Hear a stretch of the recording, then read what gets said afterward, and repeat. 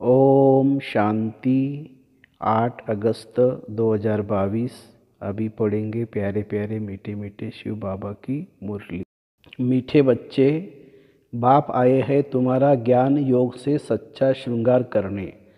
इस श्रृंगार को बिगाड़ने वाला है देह अभिमान, इसलिए देह से ममत्व निकाल देना है। प्रश्न, ज्ञान मार्ग की ऊंची सीढ़ी कौन चढ़ सकता है? उत्तर, जिनका अपनी देह में और किसी भी देहधारी में ममत्व नहीं है।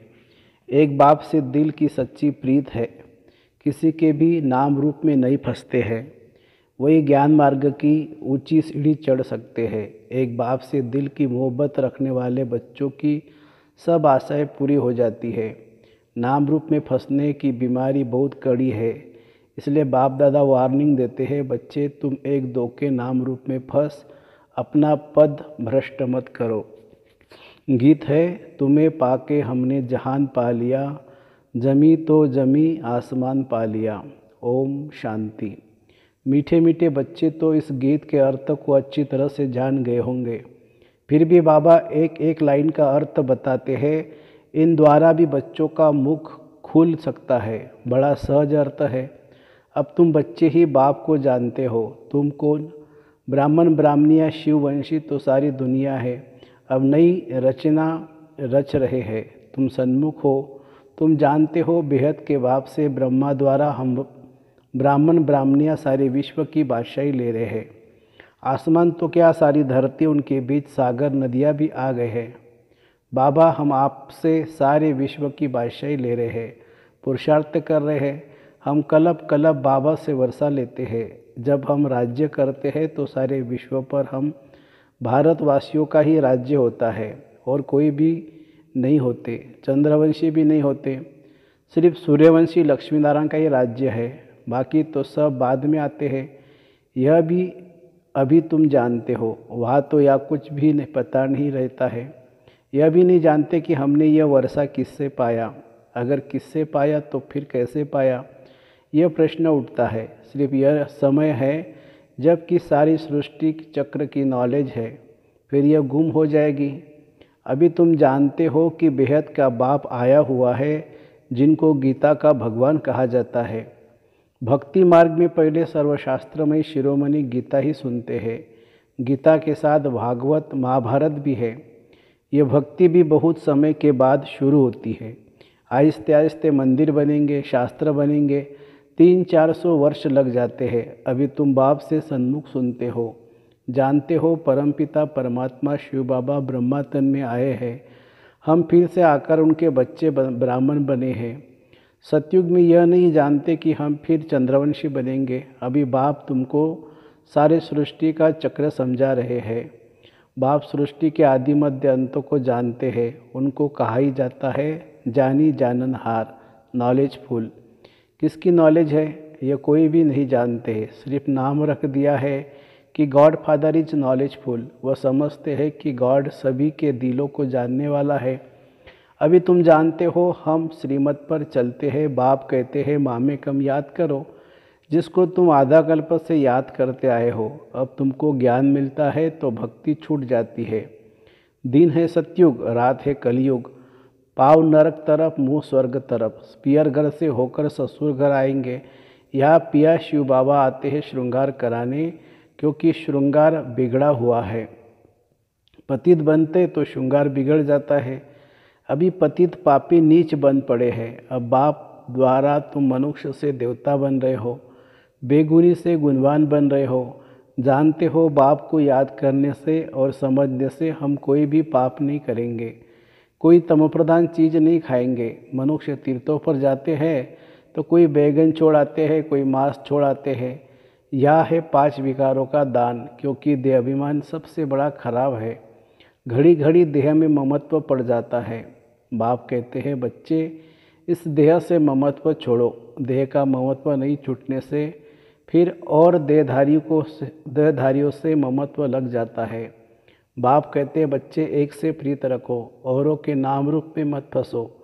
बाबा ने गीत का अर्थ भी समझाया है।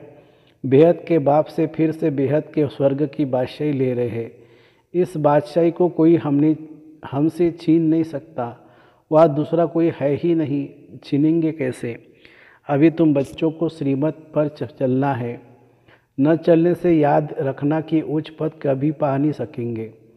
श्रीमत भी जरूर साकार द्वारा ही लेनी पड़े, प्रेरणा से तो मिल नहीं सकती। कईयों को तो घमंड आ जाता है कि हम तो शिव बाबा की प्रेरणा से लेते हैं। अगर प्रेरणा की बात हो तो भक्ति मार्ग में भी क्यों नहीं प्रेरणा देते थे कि मनमना भवो। या तो साकार में आकर समझाना पड़ता है।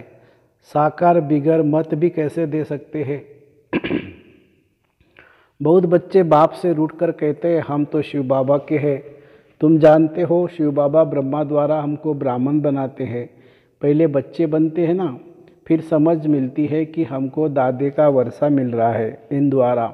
दादा माने शिव बाबा। शिव बाबा ही ब्रह्मा द्वारा हमको अपना बनाते हैं, शिक्षा देते हैं। गीत बाबा से मोहब्बत रखने से हमारी सब आशाएं पूरी होती है। मोहब्बत बड़ी अच्छी चाहिए। तुम सब आत्माएं आशिक बनी हो बाप की। छोटेपन में भी बच्चे बाप के आशिक बनते हैं। बाबा को याद करेंगे तो वर्षा मिलेगा। बच्चा बड़ा होता जाएगा, समझ में आता जाएगा तुम भी बेहद के बाप के बच्चे आत्माएं हो। बाप से वर्षा ले रहे हो। अपने को आत्मा समझ परम पिता परमात्मा को याद करना पड़े। बाप के आशिक बनेंगे तो तुम्हारी सब आशाएं पूरी हो जाएगी। आशिक माशूक को याद करते हैं। कोई दिल में आश रखकर बच्चा बाप पर आशिक बनता है वर्षे के लिए। बाप और प्रॉपर्टी याद रहती है, अभी वह है हद की बातें। यहाँ तो आत्मा को आशिक बनना है पारलौकिक माशूक का, जो सभी का माशूक है। तुम जानते हो कि बाबा से हम विश्व की बादशाही लेते हैं, उसमें सब कुछ आ जाता है, पार्टीशन की कोई बात नहीं है। सतयुग त्रेता में कोई उपद्रव नहीं होते हैं, दुख का नाम ही नहीं रहता है। यह तो है ही दुखधाम, इसलिए मनुष्य पुरुषार्थ करते हैं। हम राजा रानी बने, प्रेसिडेंट प्राइम मिनिस्टर बने, नंबरवार दर्जे तो है ना। हर एक पुरुषार्थ करते हैं उच्च पद पाने के लिए। स्वर्ग में भी उच्च पद पाने के लिए मम्मा बाबा को फॉलो करना चाहिए। क्यों ना हम वारिस बने। भारत को ही मदर फादर कंट्री कहा जाता है। उनको कहते हैं भारत माता, तो ज़रूर पिता भी चाहिए ना, तो दोनों चाहिए। आजकल वंदे मातरम भारत माता को कहते हैं क्योंकि भारत अविनाशी खंड है। यहाँ ही परम पिता परमात्मा आते हैं, तो भारत महान तीर्थ हुआ ना।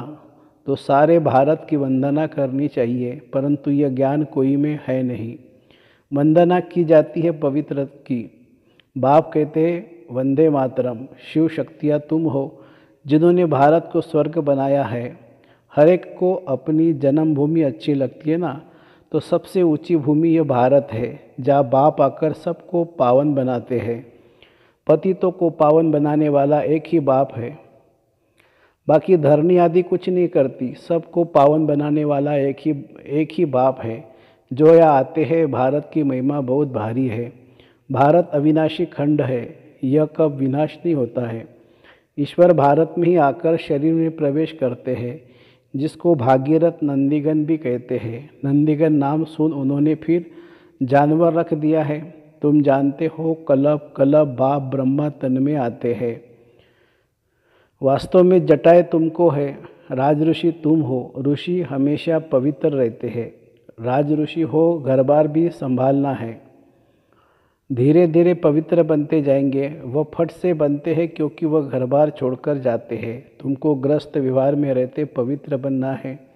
फर्क हुआ ना। तुम जानते हो हम इस पुरानी दुनिया में बैठ नई दुनिया का वर्षा ले रहे हैं। बाप कहते हैं मीठे मीठे बच्चों, ये पढ़ाई भविष्य के लिए है। तुम नई दुनिया के लिए पुरुषार्थ कर रहे हो, तो बाप को कितना न याद करना चाहिए। बहुत है जो एक दो के नाम रूप में फंसते हैं, तो उनको शिव बाबा कभी याद नहीं पड़ेगा। जिससे प्यार करेंगे वह याद आता रहेगा। यह सीढ़ी चढ़ न सके, वह लोग यह सीढ़ी चढ़ न सके। नाम रूप में फंसने की भी एक बीमारी लग जाती है। बाबा वार्निंग देते हैं, एक दो के नाम रूप में फंसे अपना पद भ्रष्ट कर रहे हो। औरों का कल्याण भल हो जाए, परंतु तुम्हारा कुछ भी कल्याण नहीं होगा। अपना कल्याण कर बैठते हैं पंडित का मिसाल। ऐसे बहुत है जो नाम रूप में फंस मरते हैं। गीत अब तुम बच्चे जान गए हो कि आधा कल्प हमने दुख सहन किया है, गम सहन किए हैं, अभी वह निकल खुशी का पारा चढ़ता है। तुम गम देखते देखते एकदम तमोप्रधान बन पड़े हो। अभी तुमको खुशी होती है हमारे सुख के दिन आए हैं, सुखधाम में जा रहे हैं। दुख के दिन पूरे हुए तो सुखधाम में उच्च पद पाने का पुरुषार्थ करना चाहिए। मनुष्य पढ़ते हैं सुख के लिए। तुम जानते हो हम भविष्य विश्व के मालिक बन रहे हैं। पत्र में लिखते बाबा हम आपसे पूरा वर्षा लेकर ही रहेंगे, अर्थात सूर्यवंशी राजधानी में हम उच्च पद पाएंगे। पुरुषार्थ की संपूर्ण भावना रखनी है। अब सतयुग के तुम्हारे सुख के उम्मीदों के दीवे जग रहे हैं। दीवा बुझ जाता है तो दुख ही दुख हो जाता है। भगवानुवाच तुम्हारा सब दुख अब मिट जाने वाला है। अब तुम्हारे सुख के घनेरे दिन आ रहे हैं। पुरुषार्थ कर बाप से पूरा वर्षा लेना है। जितना अब लेंगे उतने समझेंगे हम कलप कलप यह वर्षा पाने के अधिकारी बनते हैं। हर एक समझते जाएंगे कि हम किसको यह रास्ता बताते हैं। बाबा कहते पुण्य आत्मा नंबर 1 सूर्यवंशी में बनना है, अंधों की लाठी बनना है, प्रश्नावली आदि बोर्ड पर जहाँ तहाँ लगाना चाहिए।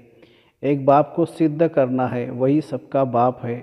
वह बाप ब्रह्मा द्वारा ब्राह्मण रचते हैं। ब्राह्मण से तुम देवता बनेंगे। शूद्र थे, अभी हो ब्राह्मण। ब्राह्मण है चोटी, फिर देवता। चढ़ती कला तुम ब्राह्मणों की है। तुम ब्राह्मण ब्राह्मणियाँ भारत को स्वर्ग बनाते हो। पाव और चोटी बाजोली खेलने से दोनों का संगम हो जाता है। कितना अच्छी रीति समझाते हैं। विनाश हुआ तो समझेंगे हमारी राजधानी स्थापन हुई। फिर तुम सब शरीर छोड़ अमरलोक में जाएंगे। यह है मृत्युलोक।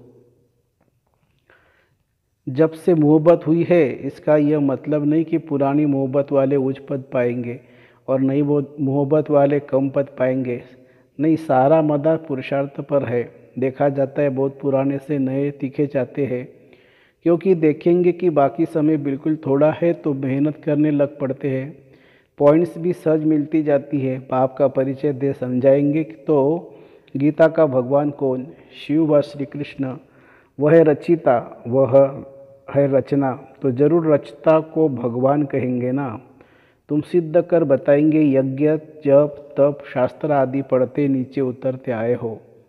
भगवानुवाच कहकर समझाएंगे तो किसी को गुस्सा नहीं आएगा। आधा कल्प भक्ति चलती है, भक्ति है रात। उतरती कला चढ़ती कला, सबको सदगति में आना है वाया गति। ये समझाना पड़े। बिल्कुल सिंपल रीति समझाने से बहुत खुशी होंगी। बाबा हमको ऐसा बनाते हैं। अभी आत्मा को पंख मिले हैं। आत्मा जो भारी है वह हल्की बन जाती है। देह का भान छूटने से तुम हल्के हो जाएंगे। बाप की याद में तुम कितना भी पैदल करते जाएंगे तो थकावट नहीं होगी। यह भी युक्तियाँ बतलाते हैं।